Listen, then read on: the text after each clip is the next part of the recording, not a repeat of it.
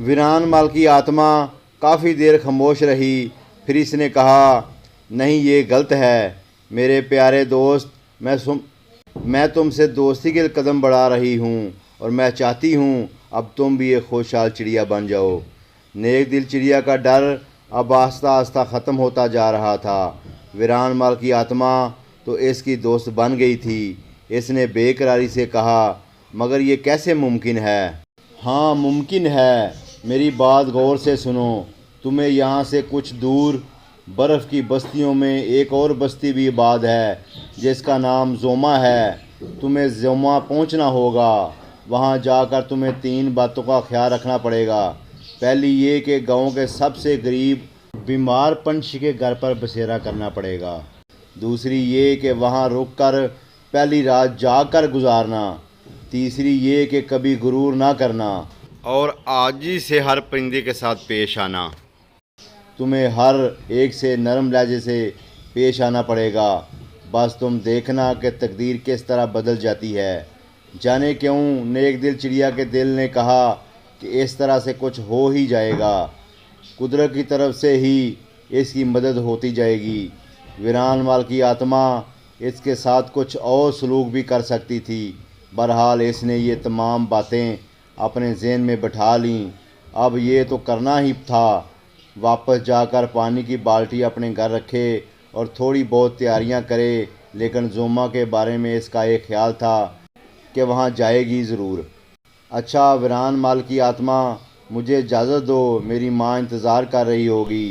पहले मिल के खाना खा लेते हैं, फिर चली जाना। महल की आत्मा ने खुद खाना पकाया, फिर दोनों ने मिलकर खाया। बहरहाल नेक दिल चिड़िया वापस पलटी।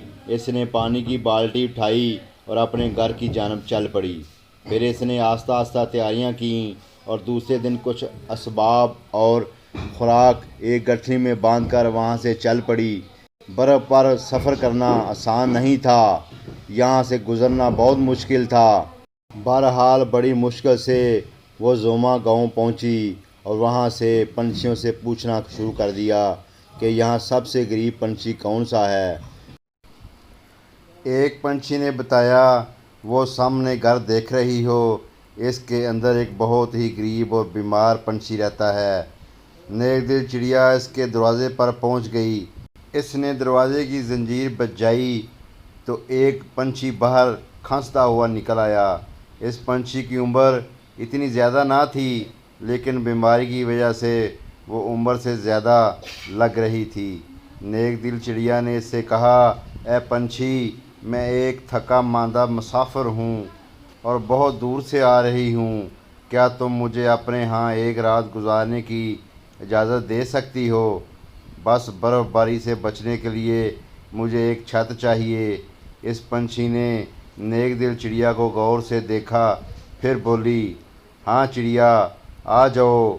एक गरीब के घर में तुम्हें गुर्बत ही मिलेगी और क्या मिलेगा।